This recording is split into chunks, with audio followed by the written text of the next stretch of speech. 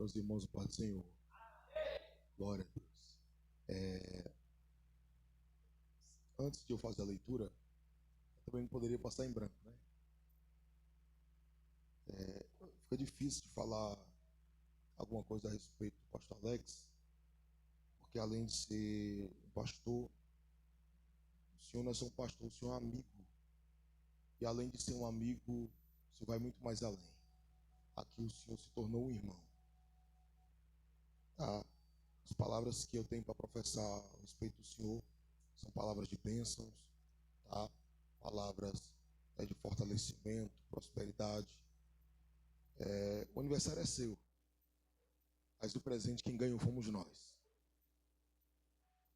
Falo isso aqui sem demagogia e com muita simplicidade no meu coração. A minha família lhe ama, falo aqui em nome da minha família, da minha casa, tá? O senhor sabe muito bem disso. No momento que precisar da gente, a gente vai estar à sua disposição, tá?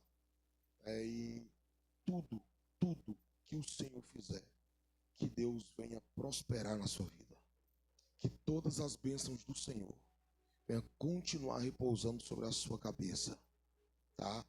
Momentos difíceis vieram, mas eu creio que momentos melhores virão, tá? E essa é uma data, esse é um dia que eu creio que vai se repetir por muitos e muitos anos. 41 com cara de 17. Então, vai vir muitos anos pela frente ainda. Meus parabéns, tá? Como disse o diácono Beto aqui, não é só ele que lhe ama, tá? Eu também lhe amo, tá bom? Não é só teu não, tá? Eu lhe amo, tá bom? Sabe que o senhor mora no meu coração. Meus parabéns.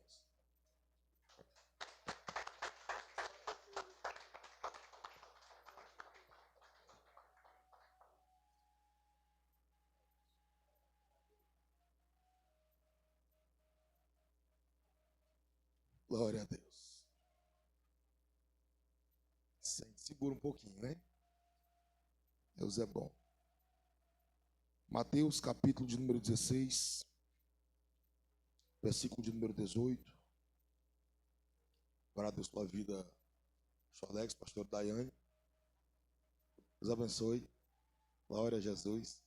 Depois de uma homenagem dessa, né? A senhora veio para ele, foi difícil de pregar, né? Glória a Jesus. Mateus capítulo 16, versículo 18. Está escrito assim: da mesma maneira, eu te digo que tu és Pedro, e sobre esta pedra edificarei a minha igreja, e as portas do inferno não prevalecerão contra ela. Pode tomar um assento, por favor. O texto lido é um dos versículos mais conhecidos de todos nós. Alguns usam como desculpa para dizer que a igreja verdadeira foi edificada sobre a vida de um homem por nome de Pedro, ou como alguns dizem, São Pedro. Porém, Pedro foi um homem falho. Pedro foi um homem que errou. Pedro foi um homem que negou Cristo 3 vezes. E a pergunta que não quer calar é: como que a igreja vai ser firmada, sustentada sobre a vida de alguém que é falho? A igreja só poderia ser firmada, sustentada, alicerçada sobre a vida de um que nunca falhou e nunca irá falhar. E o seu nome é Jesus. O próprio Jesus, chegando nas redondezas de Filipos, ele vai fazer uma pergunta: quem os homens dizem ser o Filho do Homem? Alguém vai responder: João o Batista. Outros vão dizer Elias. Outros vão dizer Jeremias, e vós, quem dizeis que eu sou? Aí Pedro levanta e diz: tu és o Cristo, o Filho do Deus vivo. E Cristo olha para ele e disse dessa forma: respondeste bem, Simão Barjonas, não foi carne, não foi sangue que te revelastes, mas foi o meu Pai que está nos céus. Pois agora eu te digo que tu és Pedro, no grego, Petros, Cefas, no aramaico, pedra pequena.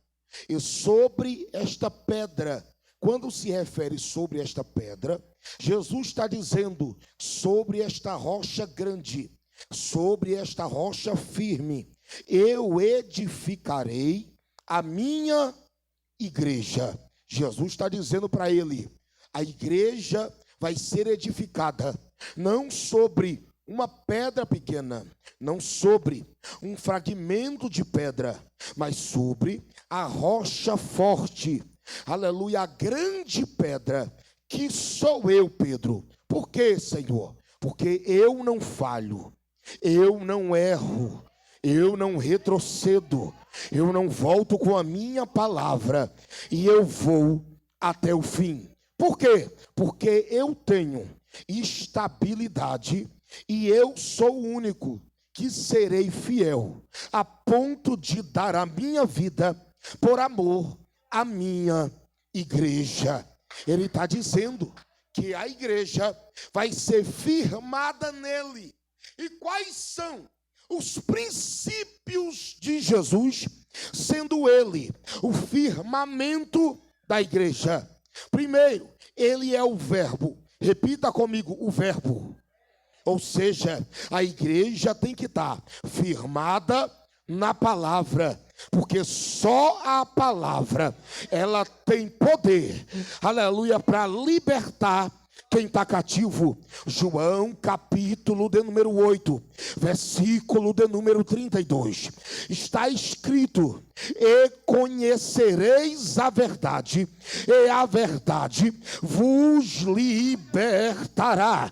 João capítulo 8, versículo de número 36, pois seu filho vos libertar, verdadeiramente sereis livres. Repita comigo: a igreja vai estar alicerçada, é alicerçada na palavra, porque só a palavra tem poder para levantar, só a palavra tem poder para dar vida, só a palavra tem poder para curar, só a palavra tem poder para abrir, só a palavra tem poder para fechar, só a palavra tem poder para bater, só a palavra tem poder para exaltar, só a palavra tem poder para alegrar, só a palavra tem poder para dar, só a palavra tem poder para reter, só a palavra é, só a palavra faz, só a palavra realiza. E nessa noite o Deus da palavra está aqui no nosso meio.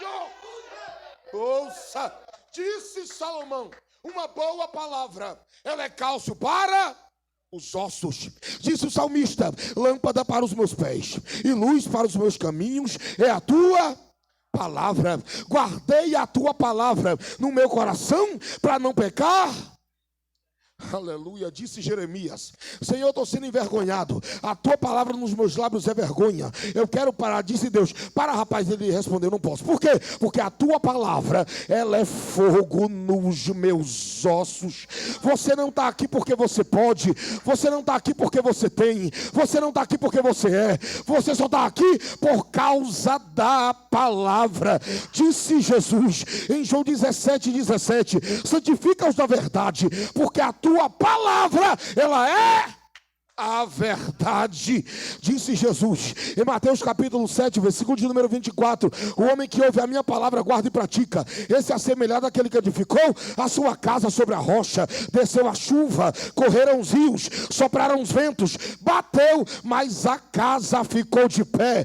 Você só está de pé por causa da palavra.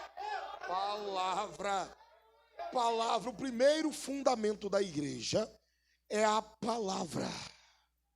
Disse, aleluia, Paulo: Se um anjo vier a pregar outro evangelho, esse será maldito, anátema, ou seja, a base da igreja continua sendo a paz.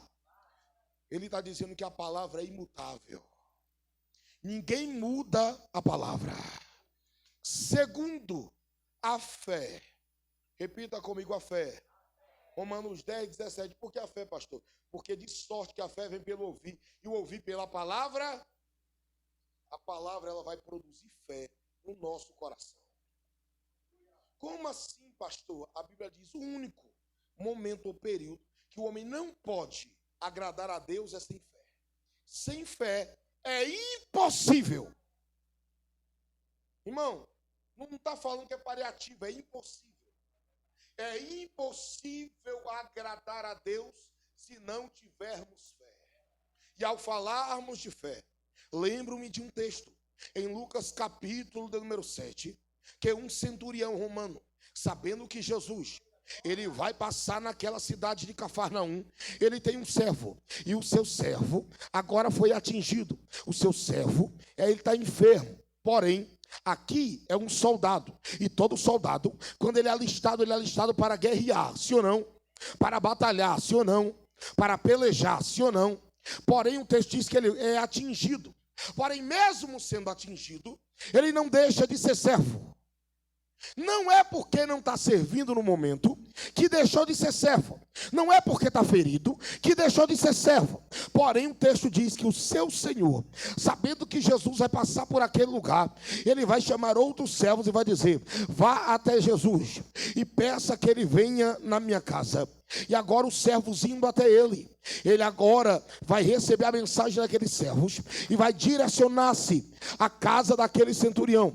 Aquele centurião, tendo autoridade, sendo chefe de uma centúria de 100 soldados, ele vai olhar para outros servos e vai dizer: vá até Jesus e diga para ele que eu não sou digno, aleluia, de receber a presença dele na minha casa. Basta apenas uma palavra e o meu servo sarará.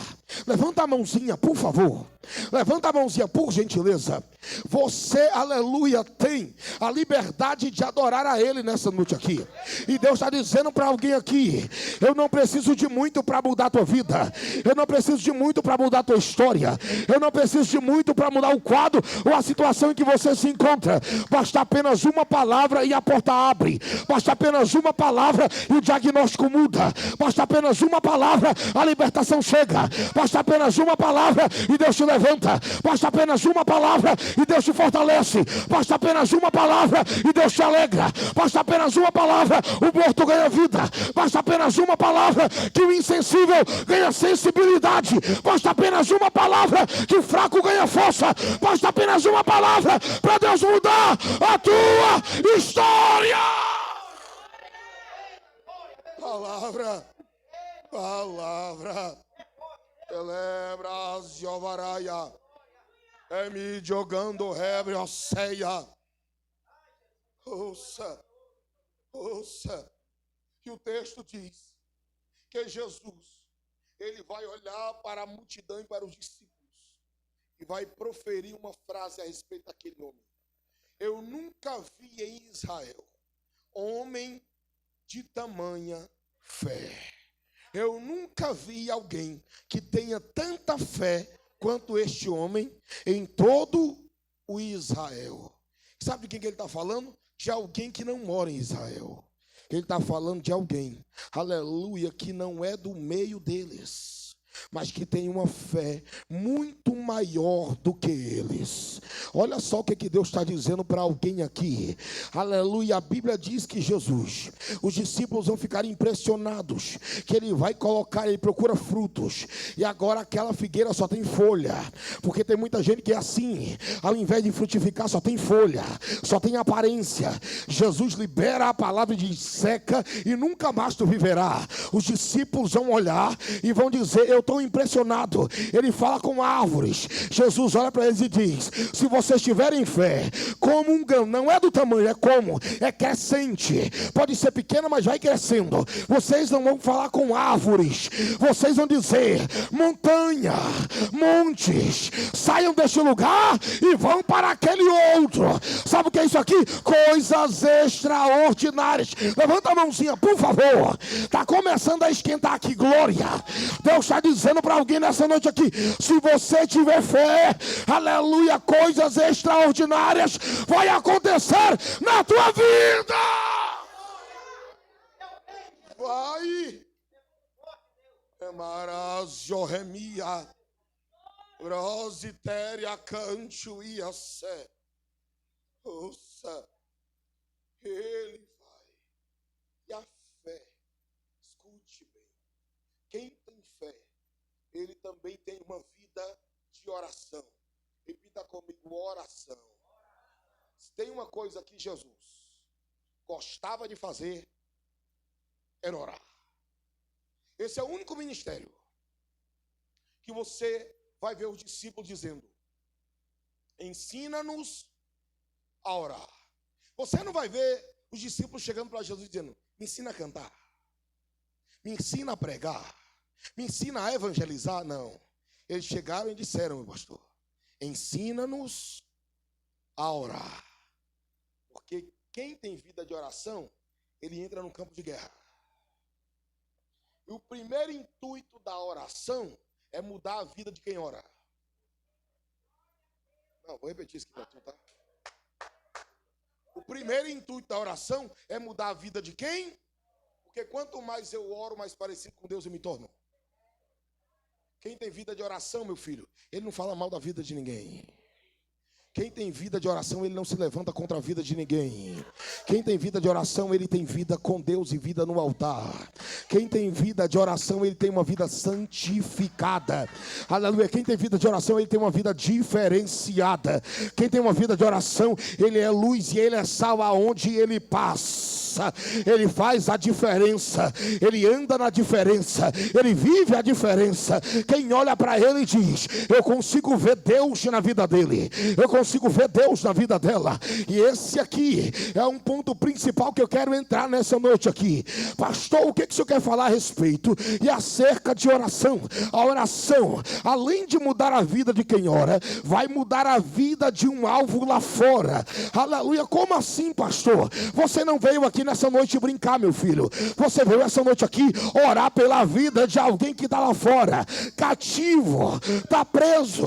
E deixa eu te dar uma passagem bíblica aqui, para você dar glória a Deus misturado com aleluia. Atos capítulo de número 12. Pedro está preso, a igreja está orando por ele, e a Bíblia Sagrada diz que agora, enquanto a igreja ora, Deus vai visitar a Pedro aonde ele está cativo. E o texto vai dizer, aleluia, que Deus indo lá, Deus vai libertar a Pedro da prisão e vai trazer Pedro na casa da oração. O que é isso aqui, pastor? Aleluia. Quem tem vida de oração não corre atrás de resposta. Quem tem vida de oração é a resposta que vai correr. Rapaz, é maral a séria téria. O que é Pedro, pastor? Pedro é a resposta da oração. E onde é que ele vai bater? Na porta. Tá preparado? Se tu não der glória, porque tá ruim pra tu, tá, irmão? Quem me conhece sabe que eu não peço pra ninguém na glória. Mas Deus está dizendo para alguém aqui: a resposta da tua oração vai bater na porta da tua casa. Ah, meu filho. Rapaz. Segundo, aquele que está cativo vai ser liberto através da oração. Aleluia. Vou te dar um outro texto aqui. Atos capítulo de número 16. Paulo e Silas estão presos em uma prisão, no cárcere interior. Quando chegam lá, próximo da meia-noite, vão começar a cantar, vão começar a orar. O que vai descer naquele lugar? Repita comigo: o terremoto. O que o terremoto faz, irmão? No normal, o que o terremoto faz? destrói, abala, acaba com tudo, sim ou não? Lá o texto vai dizer que a primeira coisa que o terremoto alcançou foi a estrutura. Olha só o que a oração vai fazer. A oração vai fazer Deus mandar um terremoto para tocar na tua estrutura. Antes de abrir a porta, ele tocou na estrutura. Porque Deus não abre porta para quem ele ainda não deu estrutura.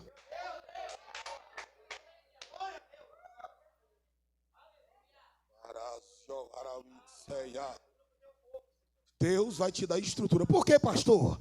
Aleluia. Vou falar um negócio aqui. Deus não vai preparar nada para você. Deus vai te preparar para receber o que já está preparado. Tu preocupou, né, irmão? Porque quem tem que se preparar para receber o que Deus tem somos cada um de nós.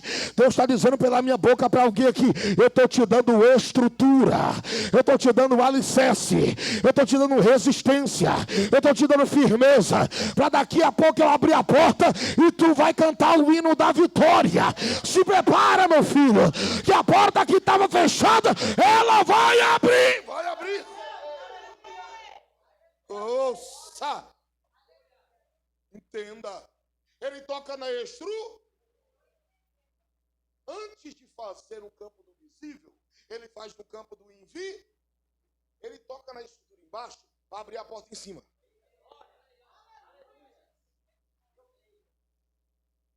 Aí tu não está vendo nada e está achando que Deus não está trabalhando, né? Deus está dizendo: eu acho no campo do visível para se concretizar no campo do visível. Aí o texto vai dizer assim, ó: que todas as portas se abriram. Todas as portas se abriram. Foi uma porta? Eu vou perguntar de novo. Foi uma porta?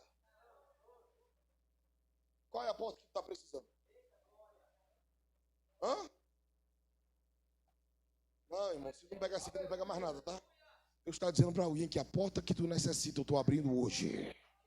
Através da oração, eu abro a porta hoje. Através da oração, eu escancaro a porta hoje. Deus está dizendo para alguém que a porta que você necessita, eu desço para abrir ela hoje. Olha só o que Deus está falando pela sua palavra aqui. Eu estou descendo hoje. Esse terremoto que era para destruir, eu vou usar ele para abrir a porta que estava fechada. A oração chegou até o céu. A tua necessidade foi ouvida e Deus vai responder a tua necessidade. Não é o que tu quer, é o que tu necessita. E Deus usa a minha boca em profecia. Ela é mando que a séria calabarabá para dizer para alguém aqui: prepara o culto de ação de graça, porque todas as portas elas estão sendo abertas. Oração, oração, oração. E por fim, para me concluir, jejum. Repita comigo: jejum. O que foi que o jejum fez? Mudou um decreto, pastor. Aí tem gente que não jejua mais hoje, irmão. O próprio Jesus disse: enquanto o noivo está com eles, ele não precisa jejuar, fazer nada disso. Mas daqui a pouco o noivo vai embora. Aleluia. Aleluia. Lembra de Esther? O que foi que aconteceu? O jejum mudou um decreto. Repita comigo: o jejum vai mudar decreto essa noite. Fica de pé, por favor.